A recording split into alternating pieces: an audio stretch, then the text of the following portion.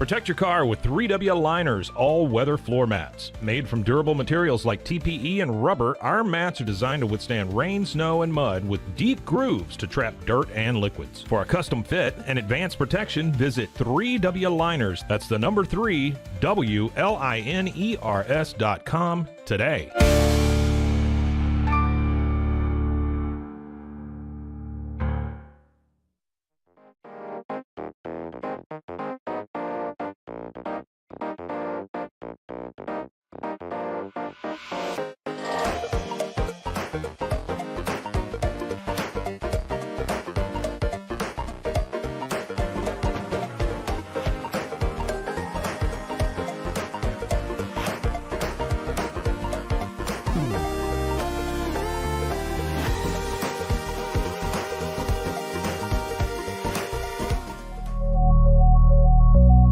At Acasis, innovation drives us. Since 2008, we've been creating cutting-edge technology products that make your life easier. With a focus on performance, design, and customer service, we're here to help you work smarter, not harder. Join us on our journey to simplify your world. Visit Acasis.com today. That's ACASIS.com today.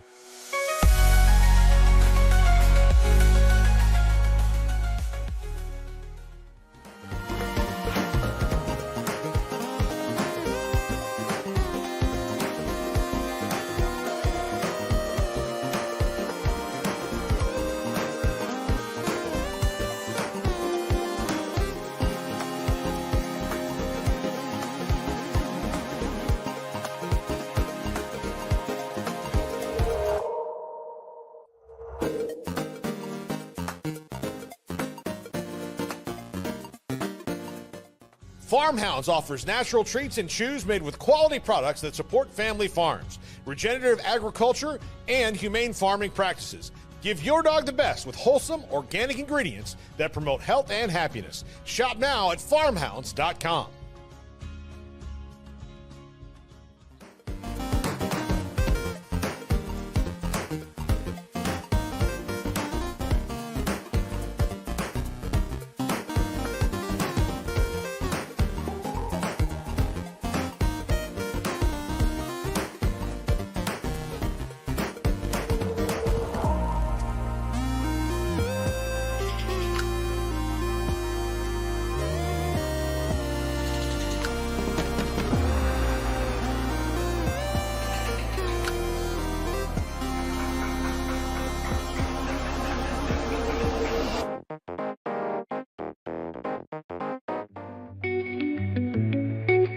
Unlock a world of convenience with Mully Box, your one-stop solution for personalized subscription boxes delivered right to your door. From gourmet snacks to unique finds, each box is tailored to your tastes. Experience the joy of surprises. Subscribe today at mullybox.com. That's MULLYBOX.com.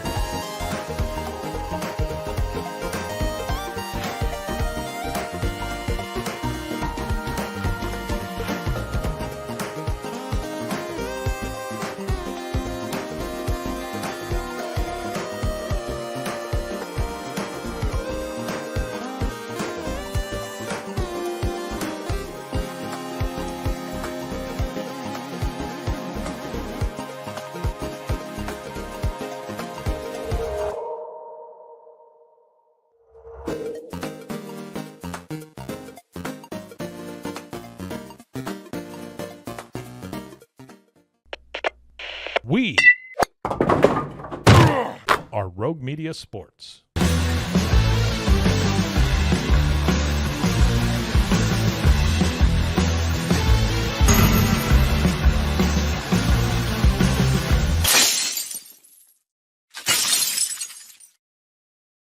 Hey, howdy. It is the Cam Show on Rogue Media Sports Network with me, Cam Stewart. Flying solo today. No Zach Burke. So it's me keeping us on the air, or maybe not later on in the show. Appreciate y'all joining us here at high noon Eastern time and 11 a.m. Central time. Same time every day, every weekday, live here on the Rogue Media Sports Network on YouTube. We are going to be going over the Caleb Williams-Drake Maye comparison first, which I find very interesting because it's one of those that you really got to look in the details of. And let's see who is actually having the better season between Drake Maye, the number 3 overall pick, and Caleb Williams, the number 1 overall pick. We'll also take a look at an exhilarating Bruins win last night. That's 2 in a row against 2 teams that might make the playoffs. Certainly one of them will, the other maybe. And dare I say, win of the year again. Maybe that'll actually spark something. Plus, looking at Red Sox free agency, we've talked pitchers, and it's still a little frustrating that Corbin Burnes has not signed anywhere. But the Red Sox need a couple hitters in here, and maybe that will be the thing that comes a little bit, sooner and who they should be looking at, because it might not be the answer that you think. All that and more coming up on this episode of The Cam Show. Monday Night Football was, again, a disaster for the Bears and for Caleb Williams. And that's like, 6 or 7 straight losses for them? Like, they're really in free fall. I mean, they're going to be picking in the top 5 or 6 picks in the draft again. And a lot of that blame has fallen on Caleb Williams. And, of course, it is, interesting from a Patriots standpoint, see how bad this Patriots team is, and then thinking, well, actually, you might like their situation better at quarterback than the Bears, who picked, another one of these generational quarterbacks that we get every other year or so, which takes away from the term generational. But Caleb was one of those guys you would tank 2 years for, which the Bears didn't have to do, but he was like Trevor Lawrence, was one of those guys. Andrew Luck was one of those guys that you would take like a season or 2 off to go and get this guy at number 1 in the draft, looking way ahead at it. And so far, it's been a disappointment. And I saw this tweet yesterday that got me really fired up because, again, it's been fun to compare Drake Maye and Caleb Williams, but when you look at the stats, they're not all that different. Now, Caleb has had 4 more games than Drake Maye, but I think what the embarrassing part is the fact that the Bears, out of those top 3 pickers in the draft, were the most ready to win now. Like I thought they did a good job in the offseason and the year before building a team that was like a quarterback away. And you looked at this roster with the veterans they had at receiver, another top 10 pick at receiver. The defense looked pretty solid. You had some questions at head coach, which has obviously been answered negatively. They fired him a couple weeks ago. But you looked at that roster and you said, this could be a playoff team with a rookie quarterback. In fact, I'd venture as far to say is it's not that much different from the team Mac Jones had with the Patriots in 2021. Veteran receivers that they brought in free agency, a good defense, a solid enough running game that's turned out to be very poor. And it just hasn't gone right. But that absolutely looks like a team that could sneak into the playoffs, especially when Jordan Love gets hurt week 1 in the NFC North. And then it's like, this is the Bears' time. You didn't expect Minnesota to be this good. They are. You did expect Detroit to be pretty good. And Jordan Love came back pretty quickly, and the Packers are the Packers. And there again lie the Bears in the bottom of the barrel in the NFC North and one of the bottom teams in the NFC. But back to this tweet yesterday that got me pretty fired up because, again, looking at the stats, you have to take it into context with the Drake Maye, Caleb Williams comparison, even the Jaden Daniels, Caleb Williams comparison. But I would have said at the beginning of the season that the Bears had a better chance to go to the playoffs than the Commanders did. And yet the Commanders are knocking on the door and the Bears are looking at who they're going to pick in the top 5. This tweet said, Caleb Williams by no means is as good as I thought. I thought he'd be right away. but he has the worst wide receiver room in the NFL. Don't let name value fool you. Rome Odunze is his best weapon, and he's been a bust so far. The worst wide receiver room in the NFL. My brother in Christ, he doesn't even have the worst wide receiver room of the top 3 picks in the draft, let alone the whole NFL. Like, are you kidding me? Every week, almost every day, I'm bitching about how bad the Patriots wide receivers are. And I won't let name value, I won't let name brands like fool me here. I won't let name value fool me. I know it's not been a good season for Keenan Allen. I know Cole Kmet has struggled to get open, but those guys are still better receivers in the NFL than Kayshon Boutte and Kendrick Bourne and Pop Douglas. They're better pass catchers than those guys. I know they are. I don't need just the name value there. Like, that's ridiculous. I know Keenan Allen's had some drop issues this year, but you look at a receiving core of those guys plus a DJ Moore as a weapon, plus a Rome Odunze, who is not had a great season. He's sure as shit been better than Jalen Polk. So miss me with that, bro. Like, he doesn't have the worst wide receiver room of rookie quarterbacks, let alone the NFL. Drake May is going out there with the worst offensive line in football, and he's getting sacked way less than Caleb Williams is. Now, before looking at the stats in the head-to-head, I also find this very interesting. When you look at the list of the rookie quarterbacks who were sacked the most times in their rookie year in NFL history, Caleb Williams, with 3 games left, is 3rd on the list. 3rd. Now, all these other guys played 16 games, to be fair. But with only 14 under his belt, he's 3rd on the list. And I want to run you through this top 10 and see how many of them you would say would go on to be stars. David Carr, number 1. Bryce Young, number 2. Still some time with Bryce Young, of course. Caleb, 3. Tim Couch, 4. Blake Bortles, 5. Jake Plummer, 6th. Dieter Brock, 7th. Kyler Murray, 8th. Tony Banks, 9th. And Rick Mirer, number 10. How many stars do you see in that group? Kyler Murray had a nice day. You know, I don't know that you would consider him an elite quarterback in the NFL anymore. He had a good couple of seasons. Only one of those guys has even made it to a conference championship game as a starter, and it's Blake Bortles. So, like, we are way off from, like, being a stud quarterback. In fact, you got to go back to 11 to get to a guy who was a real quarterback, and that's Warren Moon, who's obviously a Hall of Famer. But even after that, Andrew Walter, Josh Rosen, Zach Wilson, Geno Smith, and then you hit Jim Kelly. So of the top 15, you've got one all-pro quarterback in there. One. It's not a good barometer if you are a Bears fan to say, oh, this guy's going to go on to some success here.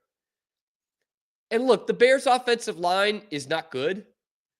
But again, the Patriots, with another rookie quarterback, have like literally the worst offensive line I've ever seen at this level. Like, they can't get a hand on guys on run plays. It's incredible. They're the worst offensive line in the National Football League. And still, Caleb Williams is getting sacked way more than Drake May. Now, again, you do have to put this into context. Caleb Williams has played 14 games. Drake May has played 10. And so by the counting stats and some percentage stats, for example, Drake May has a much higher completion percentage, over 7% higher. But all the counting stats are going to go Caleb Williams' way. Passing yards, although not by that much, over a guy who's played 4 less games. Passing touchdowns, lower interceptions, better touchdown to pick ratio, more rush attempts, more rushing yards. So the counting stats are there, but when you look at them, it's not that much different. You know, he's 800 yards ahead of Drake May with 4 games. Drake May can get 200 yards a game, put it out to 14 games. He's got that evened out. his rush yards, he's only got like 50 more than Drake May in 4 games. And the sack numbers, to me, is, again, what's most damning, because when you watch these two guys play, that's where you notice the difference. And we saw them head-to-head this year. It was not a great Drake May day. It was good. It was solid. It was just not great. Caleb Williams did not have a good day, and he got sacked 9 times. That's the number that always sticks out to me, is, and you saw it again on Monday night, he's just kind of running around. Like, he thinks he can outrun everyone in this league. It's not the Pac-12, man. Like, these are professionals. And I see that every game I'm watching. I'm like, he is not the athlete he thinks he is against these guys. He's a terrific athlete, but you can't win on that in the NFL. And I mean, just whether it's his guys not getting open or him not going through progressions or what, he's just running around all the time. He's not 1, 2, 3, let it be. He's just running around and he's making sacks for himself. And we saw that a bunch in that New England game. And on Monday night, he goes into a game against Minnesota. Minnesota, damn good team. But going into that game, they were the worst passing defense in the NFL. Worst passing defense in the entire league. And what does Caleb do against him? 18 to 31. A touchdown, no picks. Did fumble one. That's kind of it. He didn't do much there. His yards per attempt was only 6 yards. So 18 for 31 for 191 and a touchdown. He didn't even throw for 200 yards against the worst passing defense in the league. Like, there's an issue here. There's plenty of issues with the Bears and Chicago sports in general, I guess. There's plenty of issues with the Bears, but this is not a situation of, oh, nothing's wrong with Caleb. It's just everything around him, which is what I am saying about Drake May and the Patriots. I really am. And maybe you could say it's, some sort of confidence thing that comes with playing with a team like this. But again, like, let's not erase history here. The Bears were ready to win and contend for a playoff spot this year with a rookie quarterback. And they have failed that miserably. Miserably. Everyone else around Caleb and Caleb. Because I'm just comparing him to Drake May, but you want to compare him to the guy that was picked one spot behind him in Jayden Daniels? It's not even close. 4-10 versus 9-5. Daniels is still completing 70% of his passes. He hasn't had a terrific last month here, and he's still completing 70% of his passes. He's got more passing yards, more yards per attempt, more yards per game, same amount of touchdowns with one more pick. Oh, boo-hoo. His rating is 15 points higher. He's got over 200 more rushing yards, and of course, a lot more rushing touchdowns. He's led his team. I don't think that Washington roster was as good as Chicago's. No way. I wouldn't have taken that roster. That's why, again, I had a friend who is a Bears fan who asked me before the season, a casual Bears fan, I'll say. I mean, he follows, but he's like, finally, the Bears have got it together, especially with this kid at quarterback. Like, this is going to be a good year. What do you think they're going to do? And I said, well, I think they can go 500. He was like, 500, that's it? Like, yeah. I mean, it is a rookie quarterback. It is the Bears. It is Matt Eberflus, after all, or was Matt Eberflus, after all. And that still looks like a good division. Again, the door looked like it opened for them a little bit in week 1, and they didn't take advantage of it. It's a mess, and I'm fascinated to see where the Bears go with this. I imagine they'll take a long, hard look at the OC for the Lions, obviously Ben Johnson, but there will be rumors about Cliff Kingsbury, OC for who's going to be the rookie of the year, and Jayden Daniels was a consultant at USC when Caleb Williams was there. If I'm Cliff, I don't know that I'm leaving Jayden Daniels for Caleb Williams. I personally wouldn't, but you watch the games and you watch these teams play and look beyond the stats, you'll be like, yeah, Drake May is better. Like, Drake May has a better command of what's going on this offense. And he has a much worse 10 guys around him than Caleb Williams does, even though it's been a very down season for that Bears offense. Like, just the personnel is better in Chicago than it is with New England. And I've got Bears fans on the timeline being like, well, he doesn't have anyone to play with. Like, seriously, man? Drake May is throwing to Kayshon Boutte and Austin Hooper and a cornerback, Marcus Jones and Kendrick Bourne, and you have the balls to complain about your personnel not fitting a rookie quarterback? Give me a break, man. It's pretty easy to tell when you watch these games. Drake May is a better quarterback right now than Caleb Williams, which, again, that in and of itself is stunning when you go back to the draft. Caleb Williams was a plug-and-play guy, the savior of this franchise, the one who was finally going to take them to Super Bowls and win Super Bowls, be their first, 4,000-yard passer, which I don't think they've ever had. Like, they're the only team in the league that has never had it. And it was going to be legendary stuff. And 2 versus 3, Daniels and Drake May, that was going to be interesting to see who else became a star. But Caleb Williams, like Trevor Lawrence and all those quarterbacks taking behind him, it was like, this is the nailed-on guy. And Drake May, by contrast, was the project. Hopefully, Josh Allen, right? Hopefully in 2 to 3 years, he has progressed and hit all those milestones and he becomes a good NFL quarterback. He's become a good NFL quarterback in 10 games. Is he great? Not yet. Is he rookie of the year? Nope.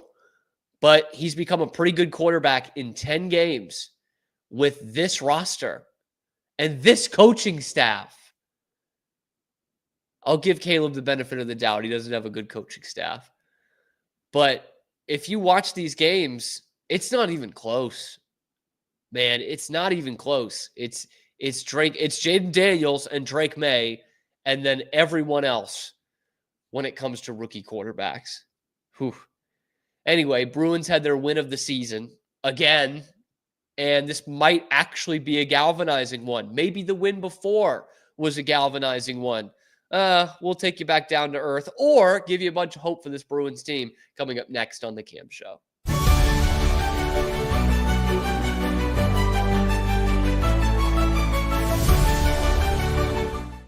Ready to bring your vision to life? At Small Rig, every idea, design, and product is inspired by you, the creator.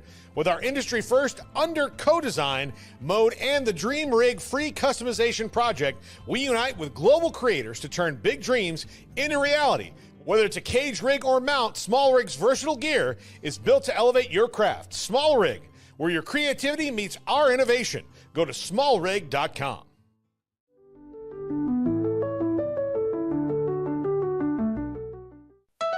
Want to turn your passion into profit? With Blogify, creating a blog has never been easier. Build, customize, and grow your site with powerful tools designed for beginners and pros alike. Start sharing your story today and watch your audience grow with Blogify. Download Blogify now in the App Store.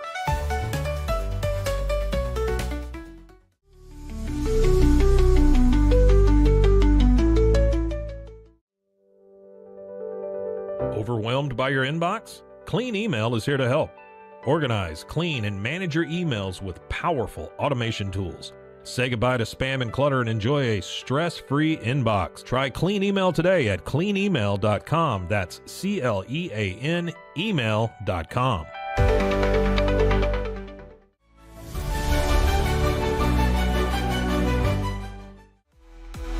Stay connected no matter where you are with eSIM-X. Say goodbye to expensive roaming charges and physical SIM cards.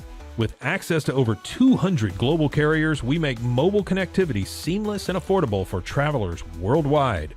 Join the future of communication today at eSIMX.com. That's ESIMX.com.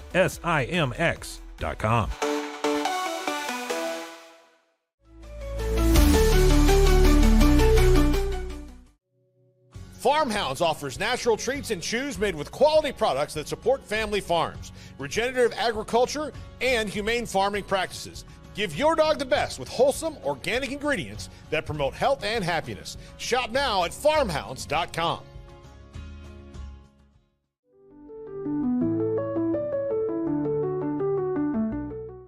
It is Matt Mosley, and it's the Obstructed View podcast, Rogue Media Network. I think they're learning that there's really no wonderful view of me. See, I feel like they think this feed's going to be really wonderful. There must have been, no BS, like 20 scouts, 15 to 20 NBA scouts there to see him, and he was top 5. When your old number wasn't working, I went through various channels to track you down. So unfortunately, you can never get away from me. But I'm happy to have you today. No, thanks for having me. And you know we always family no matter where I'm at.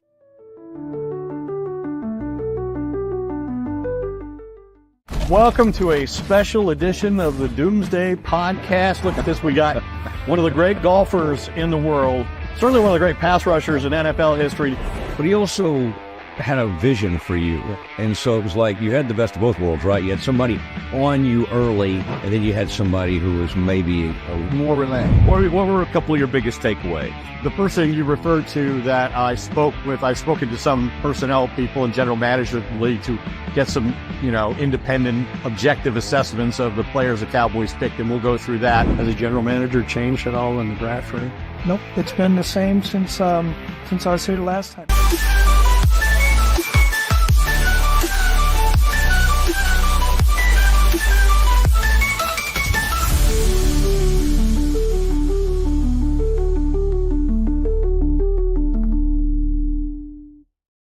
Welcome back, Cam Show, Rogue Media Sports Network. Y'all, I saw this great friggin', I don't know if some of you follow this. It's Genius Jackets. Like denim, Genius Jackets. And it's this guy, Ben, who does custom jerseys and jackets. And he's got an awesome story, dude. I started following him on Instagram and this account like 3 or 4 years ago. And it turns out like during COVID, he just bought a sewing machine because he didn't like kind of like the direction that jerseys were going, especially hockey jerseys. And so he's like, dude, I can kind of make my own if I learn how to do this. And he made it into a business. And I bought from him before. It's sick, dude. He can print this stuff out like a 3D printer and make these awesome jerseys, custom jerseys. Any kind of jersey that you want that they don't make anymore, he can do it. And then he started making jackets, and now the Celtics have partnered with him. They're doing this special Christmas Day jacket. The Bruins did it, like the Wags for the Bruins did it. It's just an awesome like story. Now, I mean, this kid is making money now. Like this is insane. Like he's rolling in it now. And it's just because he was like bored during COVID, bought a sewing machine, and the rest is history. So check that out. It's Sports Stitches for the jerseys, and it's Genius Jackets for the jackets. His name is Ben Weiner on Instagram, and he makes some great stuff. Anyway, I've only bought a couple things from him. He doesn't know who I am, but like I felt like I've been there from the beginning. So that's why I bring that up. And he does a lot of Bruins stuff. The Bruins, game of the year, win of the season in Calgary last night. They're down 2-0, then they're down 3-1. They win it in overtime, exhilarating victory, and now have a chance to actually have a winning record on this West Coast swing, Western Canada swing, mainly after starting 0-2 on the road trip and being outscored 13-2. It was pretty bleak, man. It looked like the same old Bruins. Like I was ready. I was like, man, James Higgins, bring him on. The kid from BC who's going to be the number 1 or 2 pick in the draft. Bring him on. Just tank this thing, because I'm still concerned about the Bruins in terms of like, again, they will make the playoffs, I think, but they're not a competitive team. They don't beat good teams. And that was especially the case after, losing to a Seattle team that might make the postseason. They lost to them 5-1. They lost to a Winnipeg team that is going to be one of the top seeds of the postseason, 8-1 on this trip.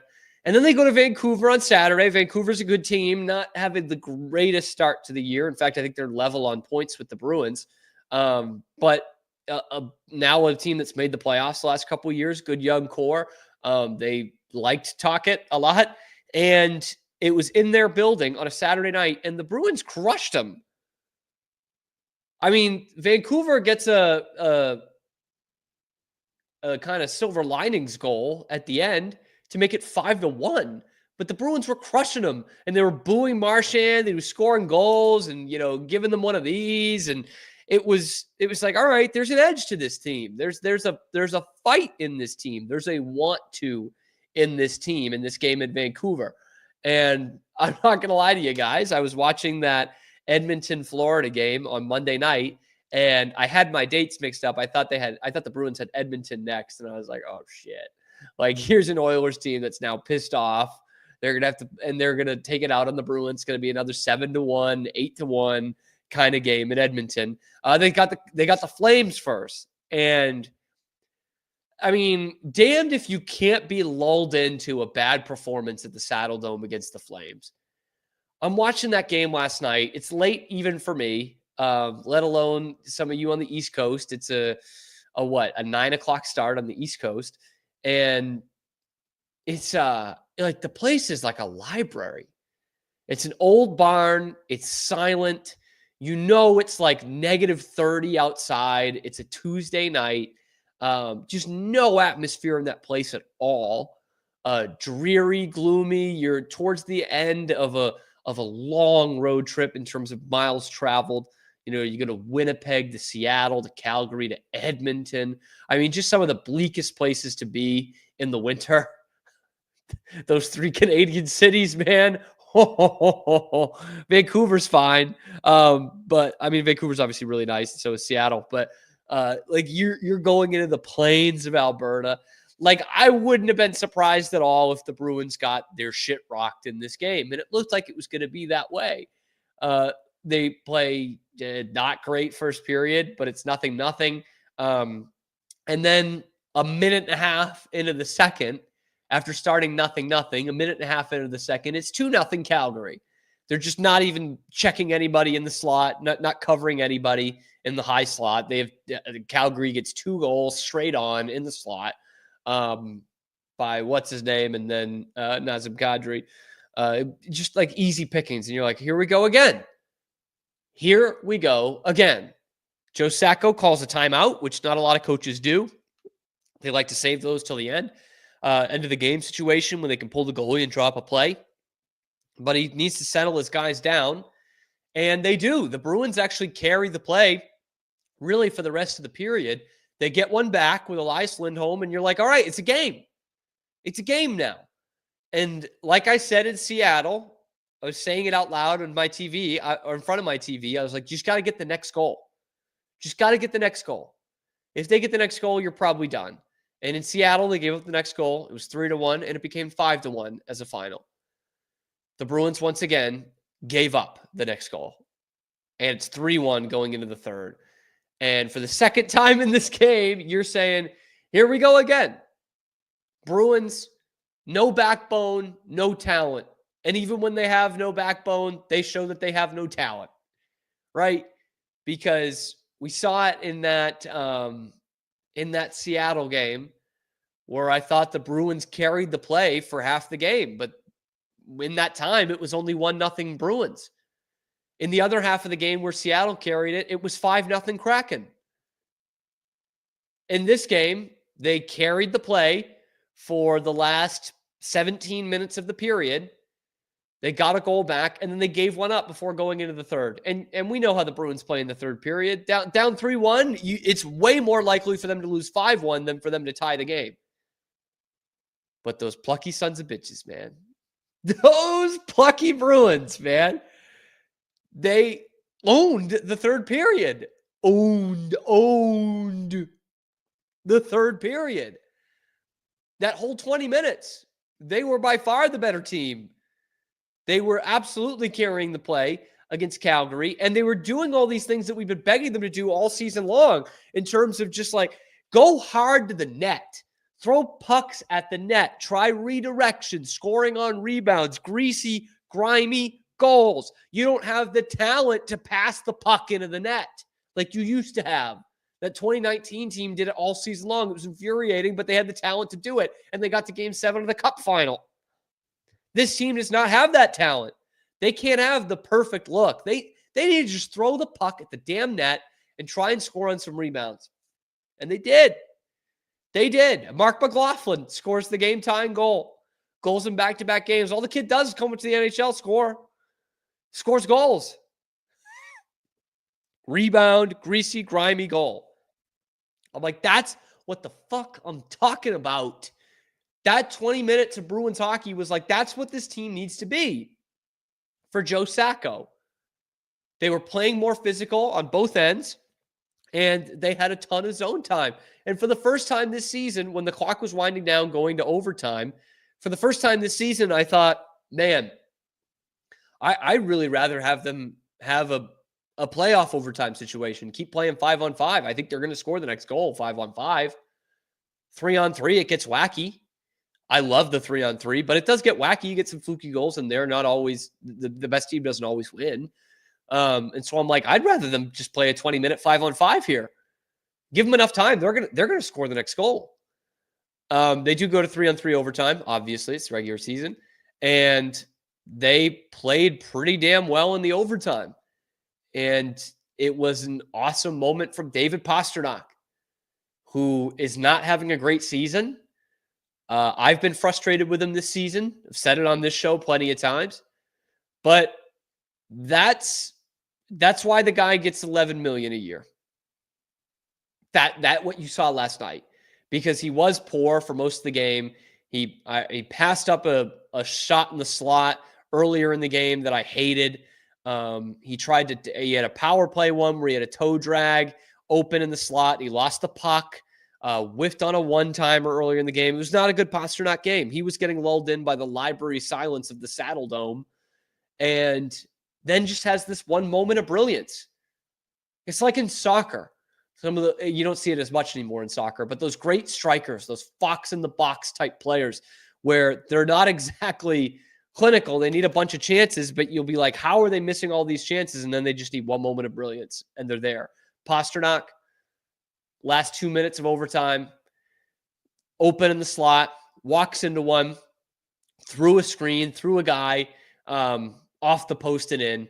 Perfect shot, laser, game over, Bruins win. And they deserve that win. That would have been a hard luck loss if Calgary had scored in overtime. But you saw Lindholm, I thought, played a good game. Maybe he just needs to play in Calgary more. That's where he said he grew up in his career. He scored a goal, had some good chances. I thought he had some good defensive plays too, again. And Jeremy Swayman made some big-time saves. Welcome back to the fray, Jeremy Swayman, who had a good game in Vancouver against the Canucks and made some key saves in this one. Again, the first two goals are like mid-slot opportunities. Like he might have had the first one, but it's like those are tough. Like those are ones that are on your defense. You shouldn't be not covering guys in the slot. And the third one, it's kind of fluky. It's kind of bad luck. And then he makes a big-time save on a partial break late in the third after they had already tied the game. And, you know, with the Bruins this year, 9 out of 10 times that shot has gone in for the opponent. And Swayman makes an awesome toe save at the post.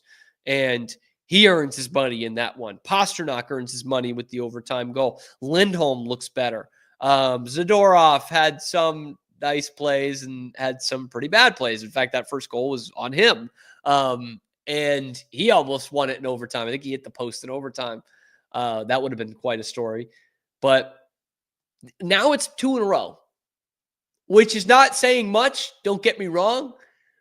One of those was against a 4th place team in a division. The other was against a 5th place team in the division. But that's back-to-back wins on the road in impressive fashion in 2 different ways. We talk about these supposed galvanizing wins for the Bruins. Thought they had it in St. Louis. Then they lost the next game to Dallas 7-2. They had back-to-back shutouts in October. And then they lost, I think it was also 7-2 or 8-2, I think, to Carolina. So these galvanizing wins have been followed by embarrassing performances. You had a galvanizing win in Vancouver. You know, if 5-1, you dominated the game against a better team in their barn from minute 1 to minute 60. And it's like, finally, okay, now can you put that together again? And they didn't put together a performance like that, but that's an impressive win. Down 2 goals going into the third period, this team? I'll take that, man. I will take that. Now you get Edmonton. The team's pissed off, who has more high-end talent than probably anyone in the league, let alone the Bruins. Way more. I mean, talent-wise, the Oilers should be in a different league than the Bruins. And it's in their barn. Again, defending Stanley Cup finalists. Best player on the planet. It's pressure, but like if you win that game and you have a winning trip out west, and you've got some relatively easy games on the schedule over kind of the holiday break here, or after the holiday break, I should say. You get 2 back-to-back against Columbus. You got a Buffalo team that's probably going to have lost 12 in a row coming in by the time they face you. So you've got opportunities here to string some wins together. You've had a favorable schedule for about a month now. This is a tough one with Vancouver and Winnipeg and Edmonton on the road. You get past that with winning 3 out of the 5. You're separating yourself a little bit. Now, Tampa, I think, still has 4 games at hand, but there's something in this Bruins team the way they've played the last 2 games. I'm not saying they don't have a talent deficiency. They still have that, but they're showing me something in these 2 games that show, okay, this is not only going to be a playoff team, but deserves to be a playoff team. And maybe, just maybe, they can make enough noise in the first round and try and steal something. That's a ways off, but they have shown me an identity in these last couple games, multiple games here, that can absolutely get them to that spot. And the favorable schedule in the next couple of weeks can give them some breathing room in terms of that playoff position. Speaking of playoffs, the Bruins are definitely trying to make the playoffs. So are the Red Sox, but they need to make some signings. Who the hell is it going to be? Why isn't Corbin Burns signed yet? Are they going to go bat first? We'll break it down next on The Cam Show.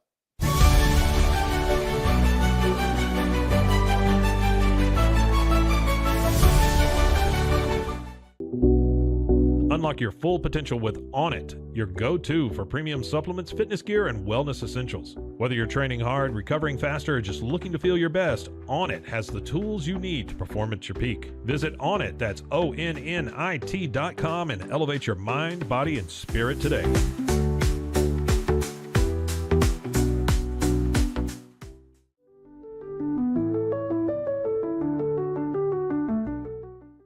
Join the Daily High Club, the premier destination for glass water pipes, vaporizers, and accessories. Since 2015, we've sold over 1 million quality products and teamed up with legends like Snoop Dogg and Tommy Chong. Ready to elevate your smoking game? Visit dailyhighclub.com for our El Primo subscription box or shop unique pieces today.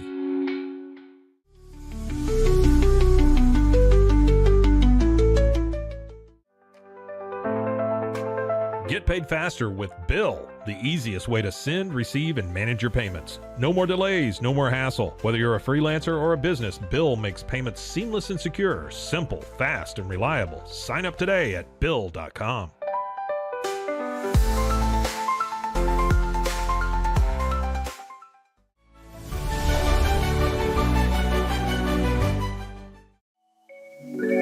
Cleanse your body of accumulated toxins and embark on your wellness journey at your own pace. At Global Healing, we provide premium supplements to help your body heal naturally. Combine that with OrganicHemp.com's top quality CBD for ultimate balance. Start your healing journey today at GlobalHealing.com and OrganicHemp.com.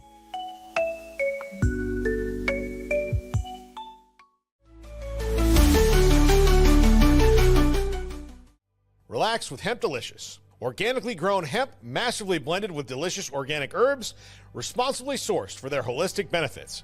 Each sip offers calming, antioxidant-rich wellness. Brewed just for you. Sip the calm with Hemp Delicious. Find your blend at hempdelicious.com.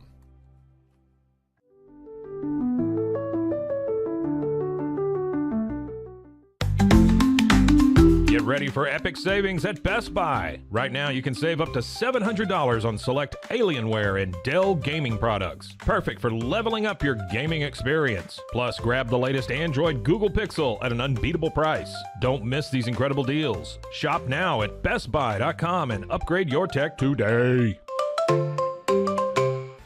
We've got all these transfer portal stats and what Dion did and what Fritz has done. I mean, that's the deal, man. That's the game that's being played nowadays. Maybe a little bit unknown at quarterback. I mean, unknown to the rest of the world, but, you know, he dove into the portal and got a guy who is super, super athletic.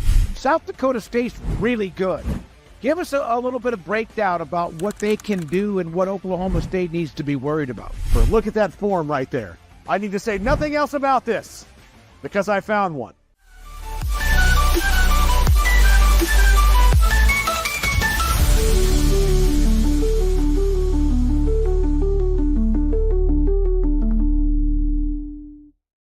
Boy, South Dakota State is good.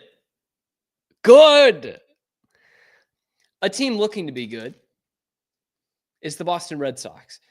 And I think we all love that Garrett Crochet deal. Well, most of us love that Garrett Crochet deal.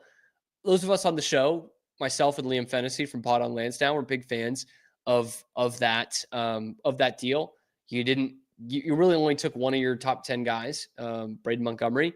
It sent him out there, Kyle Teal and Braden Montgomery, 2 of your top 10, 15 guys, sorry. But you didn't touch Roman Anthony or Marcelo Meyer or Christian Campbell, and you went out and got what should be a top-end starter. That's a good deal, in my opinion. But you know that you probably need to and definitely can go out and get another front-end starter. And you lost out on Max Fried. Sucked. I don't think that was too crazy a deal for Max Fried. And now, because of that, because you lost out on Snell and Fried, the price for Corbin Burnes has gone way up. And we just haven't heard anything about Burnes in like a week here. I'm just shocked after that Max Fried deal that a Corbin Burnes signing didn't happen within a week or so. It's been 9 days since that. So I'm just shocked that, Burnes didn't say like, hey, that's where we're starting. We got to get up to 240, 250 for a Corbin Burnes deal for a guy who's won a Cy Young and finished his top 5 each of the last 5 years. And he probably deserves that kind of money. And again, frustrating that even though there's no talks here, that the Red Sox have not made this signing yet. I mean, it's just easy, man. And there were some numbers that I looked at that I said I like Blake Snell better. But like the Corbin Burnes thing is undeniable. Okay, so he's 30. Who gives a shit? That model has been out the door in baseball for 10 years. It was always the Red Sox model. You don't re-sign pitchers over 30. It's just not that way anymore. And it's a multitude of reasons. I mean, part of it is because all these pitchers are getting surgery when they're young, so they're not hitting their stride until 26, 27, 28 rather than 23 or 24. I mean, Garrett Crochet is a great example of that. He's, 25, 26, and he's had Tommy John surgery. So he's only pitched one full year in the majors. He's 26, but yet he is still a sought-after commodity. So we've got to ignore that, man, and we've got to get this thing nailed down for Corbin Burnes. All he costs is money. And if the Red Sox don't lock this down, which, I mean, are the odds even 50-50 at this point that they get him? Like, that's a bad look, because that once again shows that you are just going to have to spend your own capital every time you want to get a guy. And for a team playing in a market like Boston, that can't be acceptable. It somehow has been the last couple of years, but that can't go on. And I say it has been acceptable. In a lot of ways, it hasn't, because, and this is really sad, baseball in Boston is as irrelevant as it's been since I've been alive, since most have been alive.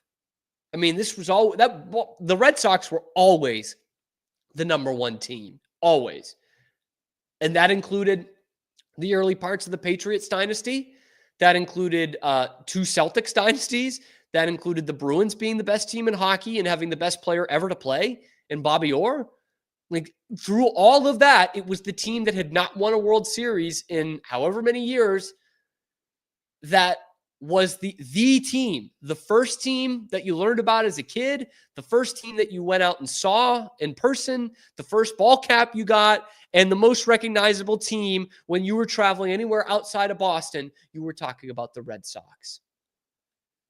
And that's not the case anymore. And amazingly, it has come from the same ownership group that has brought them to heights they had never seen before.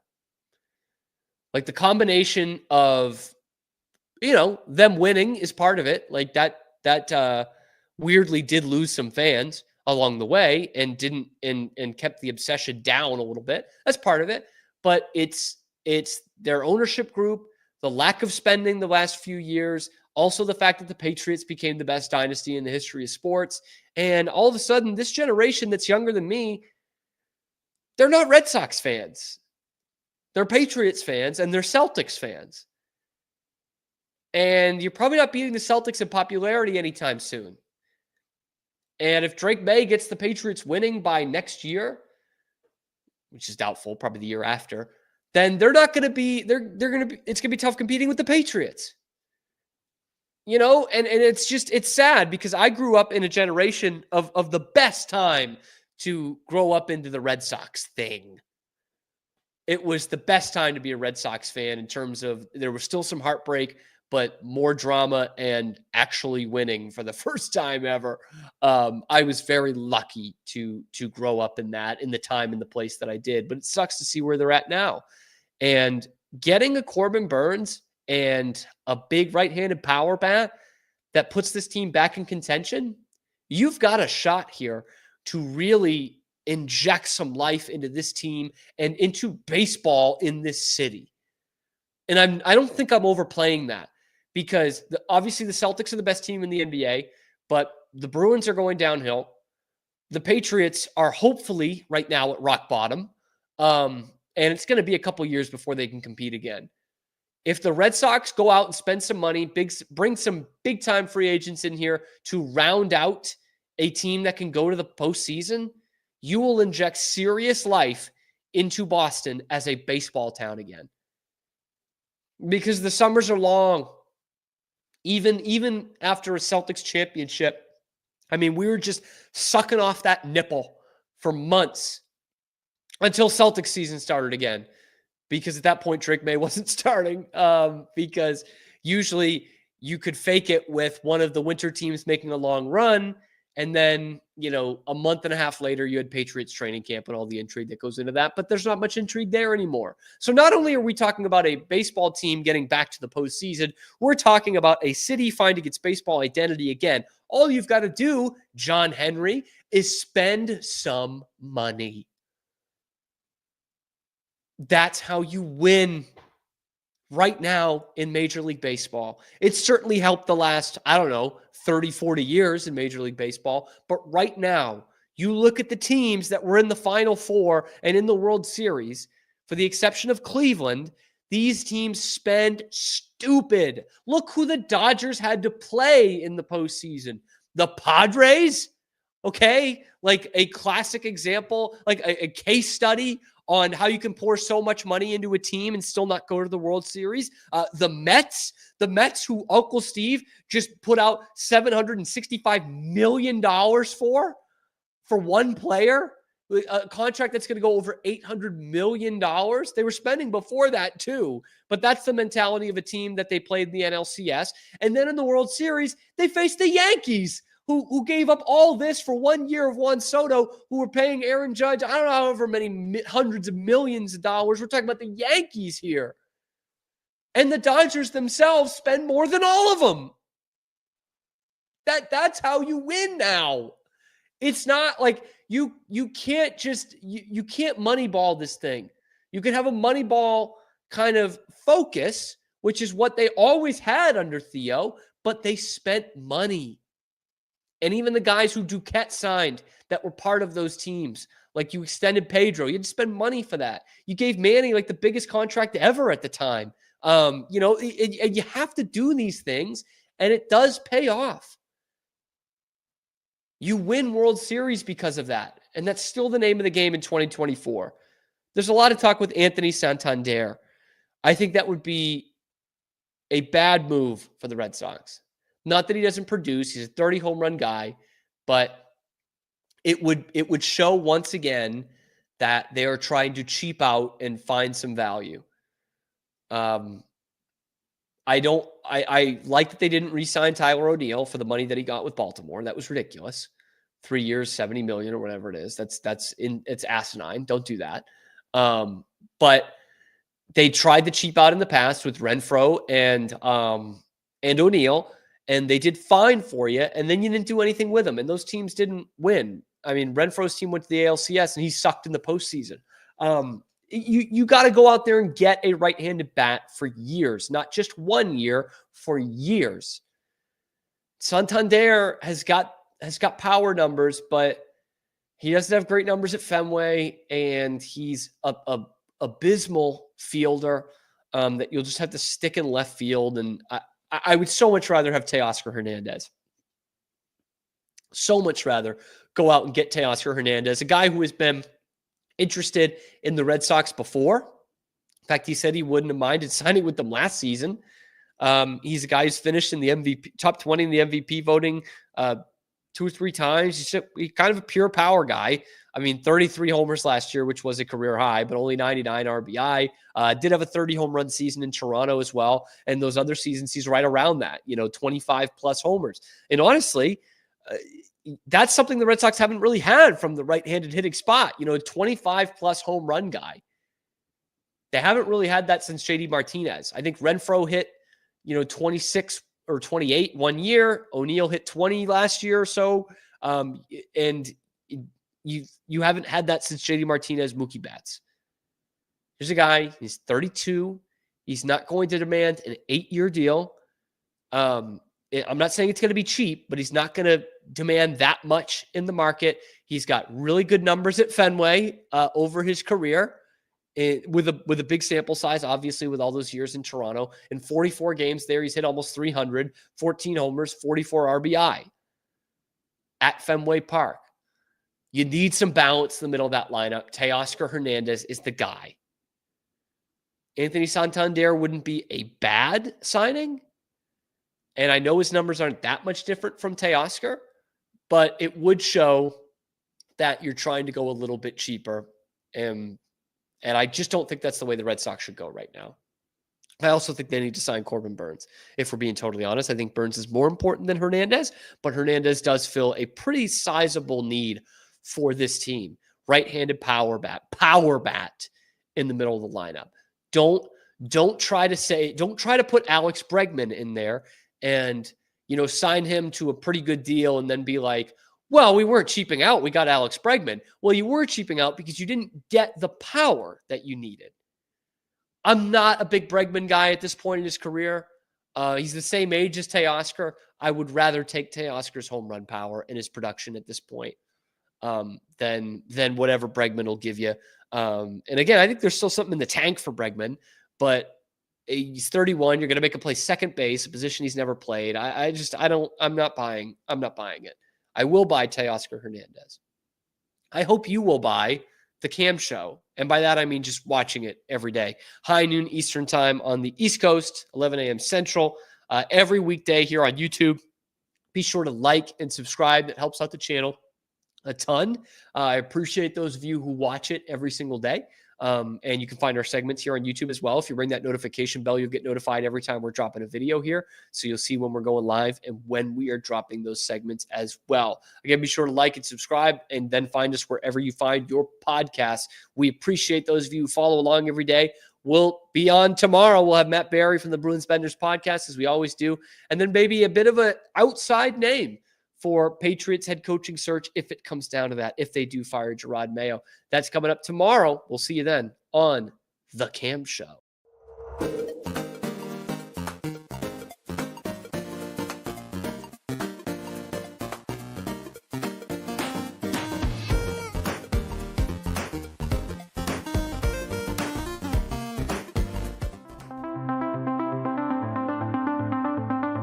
Transform your workspace with Hanomi Ergonomics. From adjustable chairs to standing desks, we provide solutions for comfort and productivity, whether at home or in the office.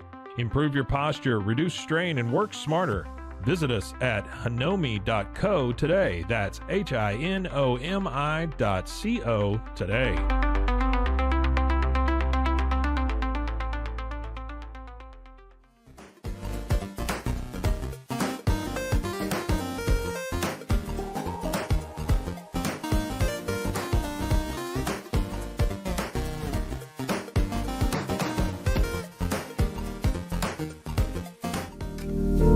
Experience the future of secure private cloud storage with Internex. Protect your files with end-to-end encryption, ensuring your data stays private and accessible only to you. Enjoy seamless, fast storage without compromising security. Visit Internex.com today and take control of your digital life. That's INTERNXT.com today.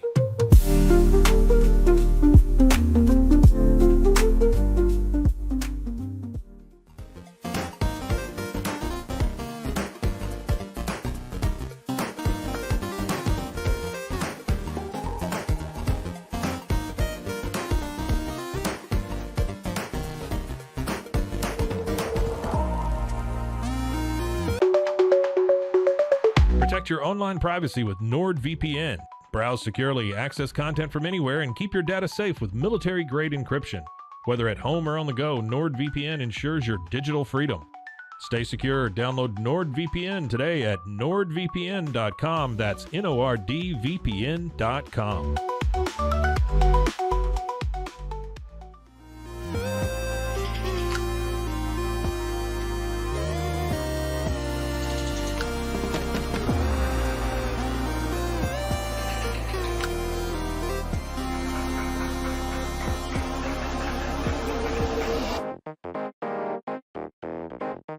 Tusane's, we understand that maintaining a healthy lifestyle can be challenging, especially in today's fast-paced world. That's why our mission is to make fitness accessible to everyone, anywhere. Committed to excellence, we adopt a user-centric approach guided by ergonomics and medical science. With a team of seasoned professionals in R&D, design, and manufacturing, we prioritize quality across our entire product line. Visit Tusains.com today and start your journey to better health. That's TOUSAINS.com.